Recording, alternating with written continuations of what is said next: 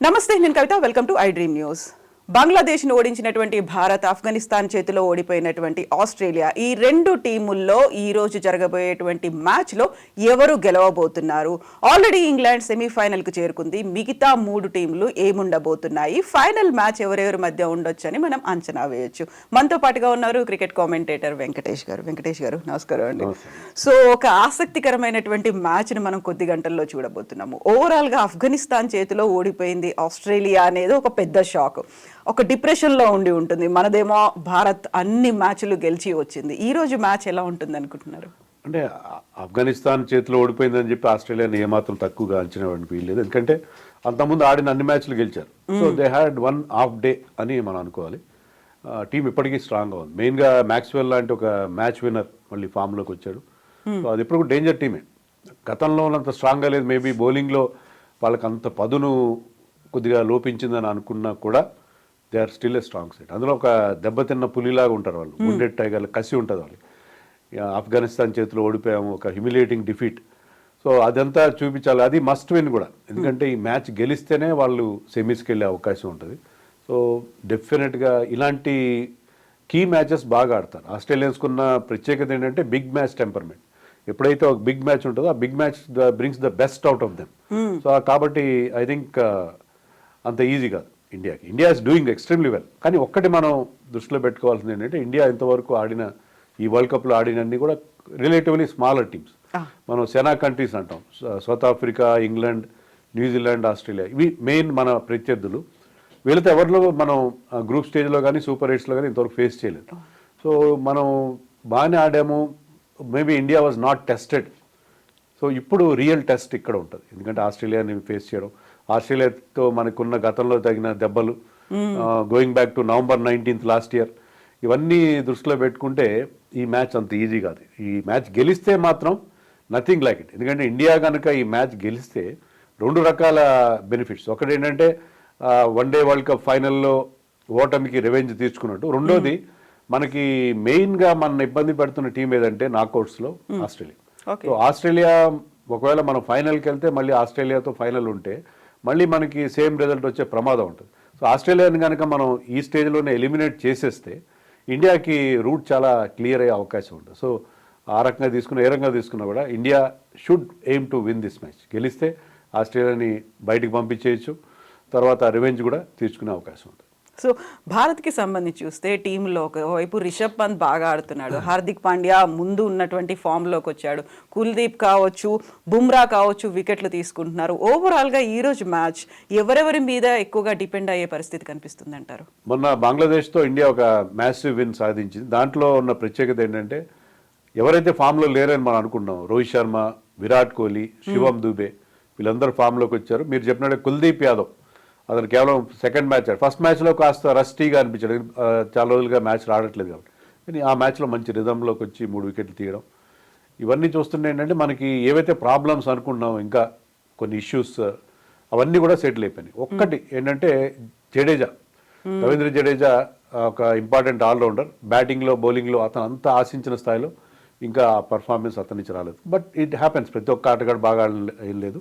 But ఓవరాల్గా ఎప్పుడైతే విరాట్ కోహ్లీ ఫామ్లోకి వచ్చాడు ఈ స్టేజ్లో అతను పర్ఫార్మెన్స్ మనకి చాలా important. Particularly when you're playing important teams like Australia, England, ఇంకా మనకు అన్ని స్ట్రాంగ్ టీమ్స్తో ఆడాలి.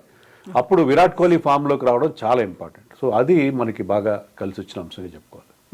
సో ఇప్పుడు ఆస్ట్రేలియా టీం కూడా కమిన్స్ 2 హ్యాట్రిక్లు చేసిన తర్వాత కూడా ఒక డిఫీట్ అనేది వచ్చింది అనుకున్నప్పుడు వాళ్ళు కూడా మీరు చెప్పినట్టుగా they are not going back. ఒక స్ట్రాంగ్ స్పిరిట్, టీమ్ స్పిరిట్ అనేది చూపిస్తారు, ఫైట్ చేస్తారు అనుకుంటే వాళ్ళకి తగ్గట్టుగా మన ఆట తీరు ఎలా ఉంటుంది? స్పిన్నర్లు లేకపోతే ఎవరు బ్యాటర్లు, బౌలర్లు ఎవరి మీద డిపెండ్ అవ్వచ్చు అంటారు? బుమ్రా హ్యాస్ టు గివ్ ఇనీషియల్గా పవర్ ప్లేలో. ఇది ట్రావిస్ హెడ్ ఎంత డేంజరస్ ప్లేయరో మనకి ఐపీఎల్లో తెలుసు, లేకపోతే మనం ఆడిన వరల్డ్ ఈవెంట్స్లో కూడా మనకి ఎప్పుడు అతను వన్డే వరల్డ్ కప్లో కానీ టెస్ట్ ఛాంపియన్షిప్లో కానీ మనకి మేజర్ హర్డిల్ అతనే. So Bumrah has to remove Travis హెడ్ని పవర్ ప్లేలో అవుట్ చేయాలి. సో అది చాలా ఇంపార్టెంట్. అలాగే వార్నర్ కూడా చాలా డేంజరస్ ప్లేయర్. వార్నర్ కూడా ఇలాంటి బిగ్ మ్యాచెస్ చాలా బాగా ఆడతాడు. సో వాళ్ళు ఓపెనింగ్ జోడీని కనుక బ్రేక్ చేస్తే మనకి తర్వాత అంత స్ట్రెంత్ మనకు కనబడలేదు. వాళ్ళ కెప్టెన్ మిచెల్ మార్ష్ కానీ మ్యాక్స్వెల్ ఒక మ్యాచ్లో బాగా ఆడాడు. బట్ ఓవరాల్గా he's having a very very ordinary tournament so far. So Maxwell కానీ మిగతా ప్లేయర్స్ ఎవరు కూడా టిమ్ డేవిడ్ లాంటి వాళ్ళు సరైన ఫామ్లో లేని పరిస్థితి ఉంది. సో ఆ ఓపెనింగ్ జోడీని వాళ్ళిద్దరిని అవుట్ చేయడం, ఆ ఇద్దరు left handers. So left handers అగేన్స్ట్గా మన బౌలర్స్ కూడా కొంచెం స్ట్రగుల్ అవుతారు. సో వాళ్ళిద్దరిని అవుట్ చేయడం అనేది చాలా ఇంపార్టెంట్ అని చెప్పాలి. సో ఇప్పుడు సెమీఫైనల్కు ఆల్రెడీ ఇంగ్లాండ్ వెళ్ళిపోయింది. మిగతా 3 టీములు ఏవి అంటే ఏ వెళ్తాయని మీరు అనుకుంటున్నారు? ఇంగ్లాండ్ వెళ్ళిపోయింది. ఇండియాకి చాలా ఎక్కువ అవకాశాలు ఉన్నాయి. ఒకవేళ ఆస్ట్రేలియాతో ఓడిపోయినా సరే, because we have a very good net run rate, ఇండియాకి అవకాశం ఖచ్చితంగా ఉంటుంది. ఆఫ్ఘనిస్తాన్ ఆస్ట్రేలియాలో ఒక టీం వెళ్ళే అవకాశం మనకి కనిపిస్తుంది ఈ గ్రూప్ నుంచి. అవతల గ్రూప్ నుంచి I think south Africa has a better chance. So weave Richards ఒక మాట అన్నారు, వెస్టిండీస్కే ఫస్ట్ నా ఓటు. ఒకవేళ వెస్టిండీస్ కనుక సెమీఫైనల్స్కి వెళ్ళకపోతే భారత్కి నేను ప్రయారిటీ ఇస్తాను అనే మాట. వీవ్ రిచర్డ్సే కాదు, చాలామంది ఏంటంటే మన టీంకి అభిమానులు అక్కడ వెస్టిండీస్లో చాలామంది ఉన్నారు. ఈవెన్ గవాస్కర్ డేస్ నుంచి తీసుకుంటారు. గవాస్కర్కి విపరీతమైన ఫ్యాన్ ఫాలోయింగ్ ఉండేది వెస్టిండీస్లో. సో అలాగే వాళ్ళు మన టీంను అభిమానిస్తారు. అలాగే మన ఇండియన్ ఫ్యాన్స్ కూడా, క్రికెట్ ఫ్యాన్స్ కూడా ఇండియా తర్వాత వీళ్ళకి సెకండ్ ఫేవరెట్ ఏంటంటే ఒకప్పుడు వెస్టిండీస్. వివ్ రిచర్డ్స్, మీరు చెప్పిన వివ్ రిచర్డ్స్ కానీ, మ్యాల్కమ్ మార్షల్, బ్రయన్ లారా, వీళ్ళందరినీ చాలా అభిమానించిన సందర్భాలు ఉన్నాయి. సో ఆ 2 దేశాల మధ్య అలాంటివి ఉంది. వివ్ రిచర్డ్స్ అంత మంచి మాట అంటే అది అంటే అక్కడ లోకల్ సపోర్ట్ కూడా మనకు వచ్చే అవకాశం ఉంది. సో ఈ రోజు మ్యాచ్ మీద వర్షం ఎఫెక్ట్ ఉండే అవకాశం ఉంది అంటున్నారు, అది ఎలా ఉంటుంది ప్రెడిక్షన్స్ అని? రెయిన్ థ్రెట్ అయితే ఉంది. ఒకవేళ వర్షం పడి మ్యాచ్ రద్దు అయితే ఇండియాకి ఏమీ నష్టమే లేదు. ఒక ఎక్స్ట్రా పాయింట్ వస్తుంది, ఇండియా స్మూత్గా సెమీస్కి వెళ్ళిపోతుంది. కానీ అది ఖచ్చితంగా ఆస్ట్రేలియాకి ఇబ్బంది, ఎందుకంటే వాళ్ళు ఓడిపోయి 1 పాయింటే తెచ్చుకుంటే, ఆఫ్ఘనిస్తాన్ తమ లాస్ట్ మ్యాచ్ అగేన్స్ట్ బంగ్లాదేశ్ గెలిస్తే అప్పుడు Australia will be out of the tournament. So అందుకని వర్షం వస్తే వాళ్ళకి ఎక్కువ డేంజర్. అలాగే ఎప్పుడైనా మీకు మ్యాచ్ కాస్త షార్ట్ ఎండ్ మ్యాచ్ అయినా, అది ట్రంకేటెడ్ మ్యాచ్ ఎప్పుడైందంటే అది ఒక లాటరీ అయిపోతుంది, గెలుపు ఓటమి లేక. అలాగే ఒక ఫుల్ మ్యాచ్ జరగాలి. ఆ ఫుల్ మ్యాచ్లో మనం వాళ్ళ మీద రెవెన్యూ తీసుకోవాలని చెప్పి ఇండియన్ ఫ్యాన్స్ అందరు కూడా ఎక్స్పెక్ట్ చేస్తున్నారు. So next Bangladesh and Afghanistan match మీద కూడా అందరి దృష్టి అనేది ఉంది. ఎవరిని ఎలిమినేట్ చేస్తుంది ఈ మ్యాచ్ అనేది? Not only Bangladesh or Afghanistan, Australia మీద కూడా ఎఫెక్ట్ పడుతుంది కదా అది? డెఫినెట్గా పడుతుంది. ఒకవేళ ఇండియా చేతిలో ఆస్ట్రేలియా ఓడిపోకపోయినా కూడా, ఒకవేళ ఆస్ట్రేలియా గెలిచినా కూడా ఆఫ్ఘనిస్తాన్ విల్ నో ది, ఎందుకంటే మ్యాచ్ నెక్స్ట్ డే జరుగుతుంది కాబట్టి వాళ్ళకి తెలుస్తుంది ఎంత మనం నెట్ రన్ రేట్ మెయింటైన్ చేస్తే మనం సెమీస్కి వెళ్ళొచ్చు అని చెప్పి. సో అందుకని ఆఫ్ఘనిస్తాన్కి అడ్వాంటేజ్ ఉంటుంది.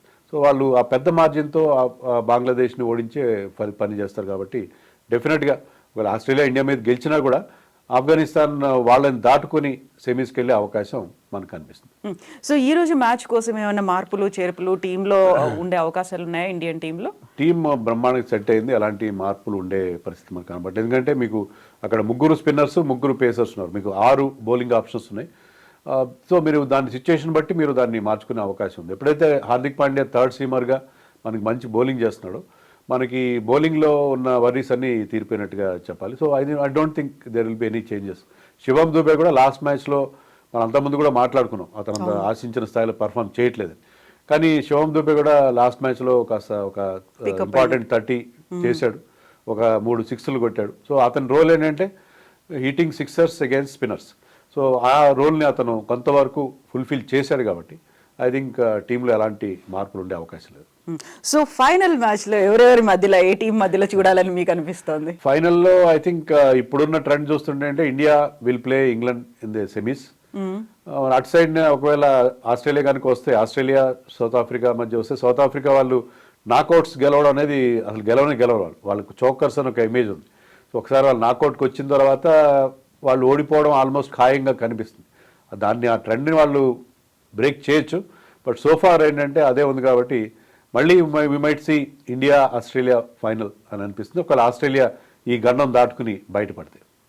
ఎస్ వెంకటేష్ గారు, థ్యాంక్ యూ సో మచ్ అండి. Thank you.